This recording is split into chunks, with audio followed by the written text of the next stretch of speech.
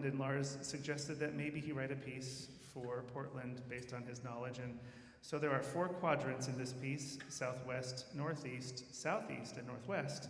And those who are native Portlanders will say, hey, they forgot North Portland. So, and South Portland and the South Waterfront and all those places. But the 4 main quadrants are here. Southwest is a very bubbly, effervescent kind of movement, lots of little pointillistic things. And then there's a feature for tuba, and Jati gets to play very high on his instrument while the rest of us are down in the basement.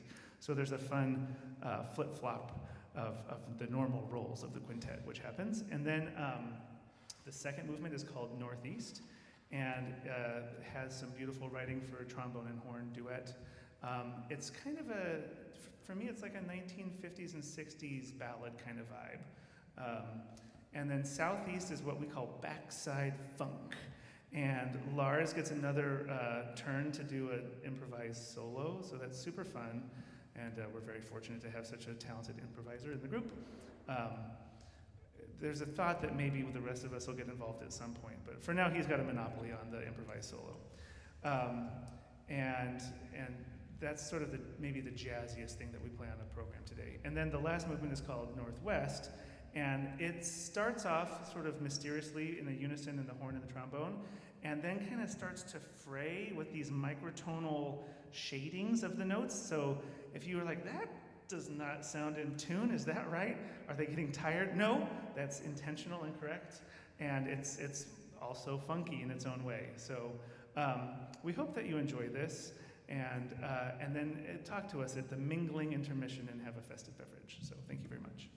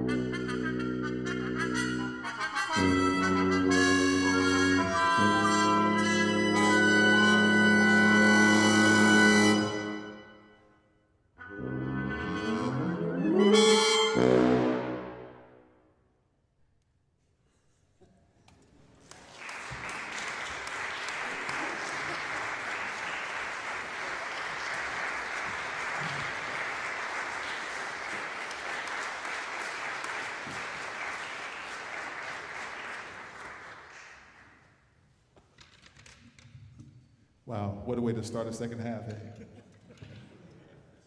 Thank you all so much for coming out this evening. It's wonderful to have a live audience to play to again, and wonderful to be able to make live music, you know, especially with all that's been going on. So just want to make a special note for that. It's great to be here tonight with all of you. Thank you very much. So that was, we started the concert with Joyce Solomon Mormon and the first half with her Celebration 2020, and now we're coming to the original Joyce Solomon Mormon piece that kind of kicked things off with us as a group, her jazz quintet, also known as the brass quintet, but we prefer the jazz quintet title.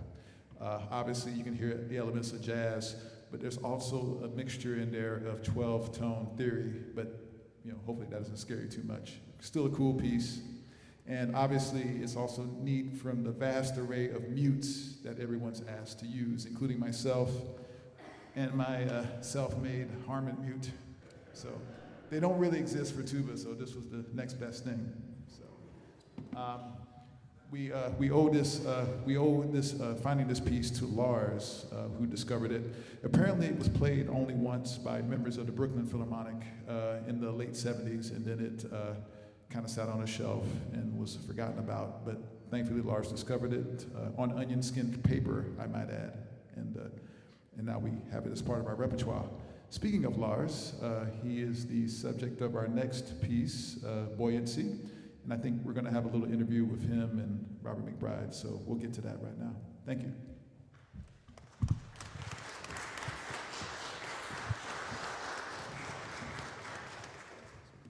So, Lars, did I understand correctly that you're the only real improviser in the group? Oh, I wouldn't say I'm the only real improviser. I think everyone's kind of an improviser. Oh, okay, good. But I'm the person maybe with the greatest comfort level in that environment right now. That's a nice way of putting it. Are there other composers in the group?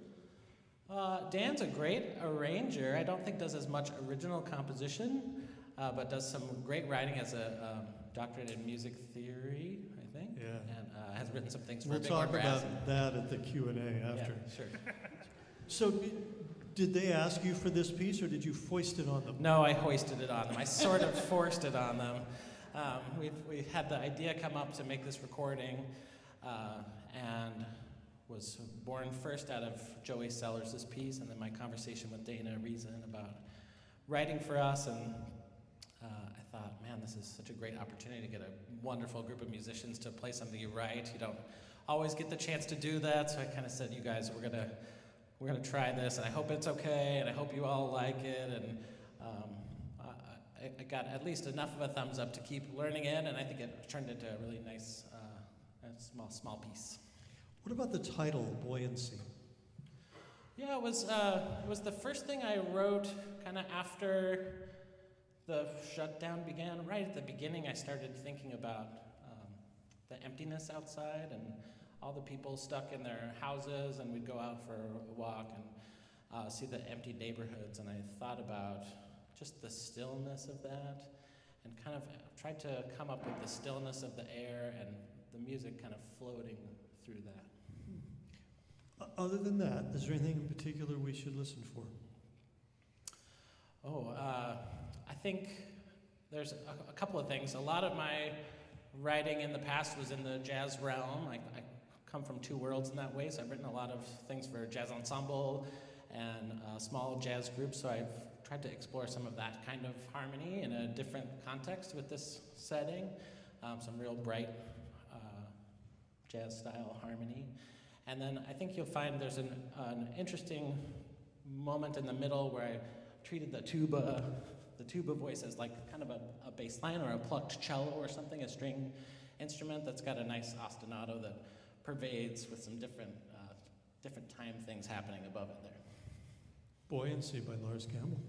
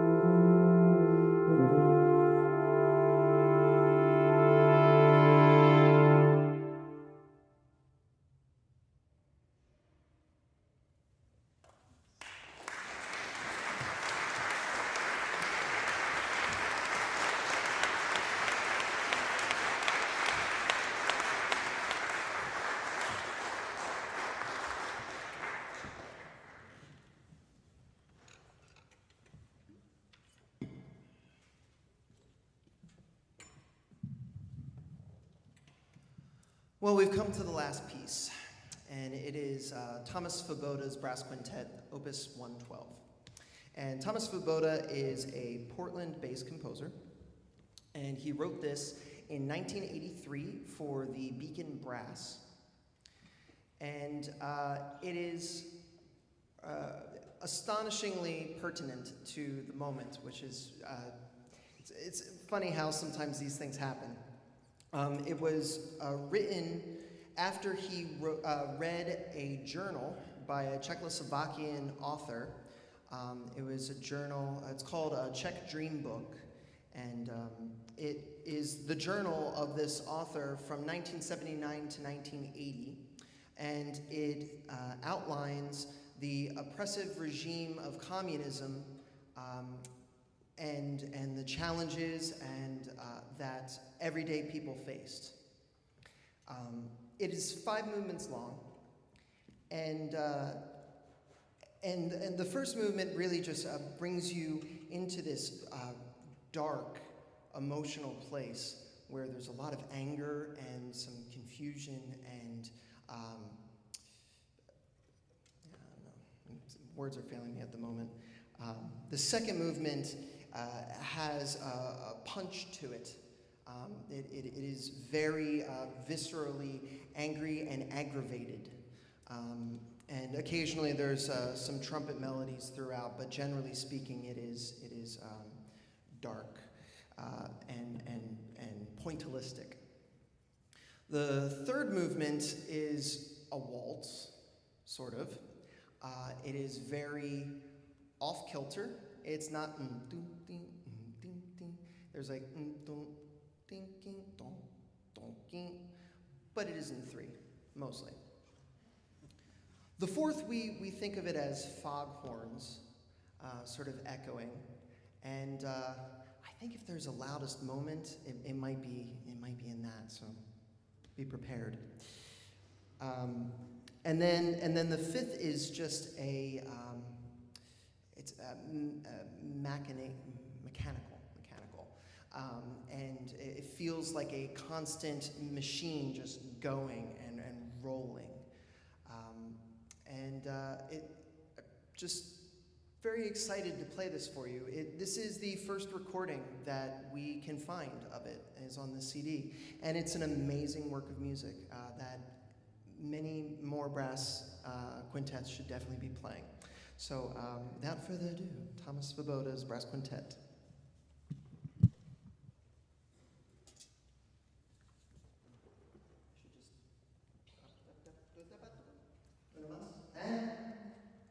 I should just mention, after we play this, we are going to stay up on stage and invite Robert up and have a little post-concert talk. So about our project, about ourselves, about the ensemble. So please stick around if you are able to enjoy that.